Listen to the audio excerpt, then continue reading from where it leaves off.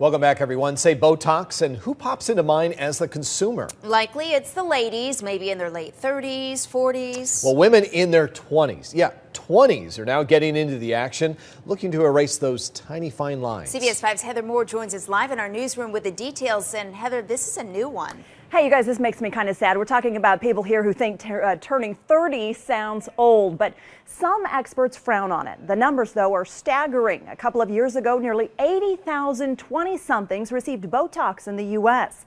We caught up with one of them at the National Laser Institute in Scottsdale to ask why treat something that isn't even there.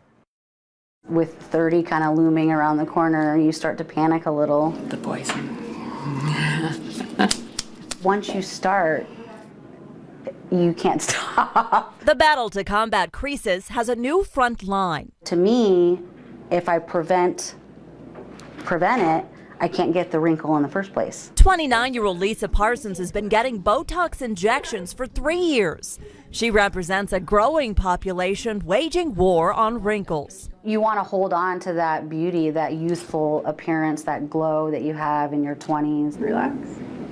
One poke. This one's really crunchy. Jan Treinen's been helping smooth folds and furrows for nearly a decade, when the average client was in their mid-40s. Nowadays, I'm routinely injecting 22 to 30-year-olds on a daily basis. So even if there's no frown lines now, she said the poison prevents them by paralyzing the muscle. If you can't move the muscle, you can't move the skin, you can't form a wrinkle. You can't really tell unless you go to make the face, like you feel like you're making the frown face, but when you look in the mirror, nothing's really moving. It takes about 5 minutes to freeze time in its tracks and keep the enemy at bay before it even has a chance to strike. We're seeing that the young people now realize that if they start early and help keep their looks going as they age, that maybe that aging process isn't going to catch up with them. I want to preserve, my youth, and we're getting older, that's inevitable, so why not utilize the tools that we have to help, prevent some aging?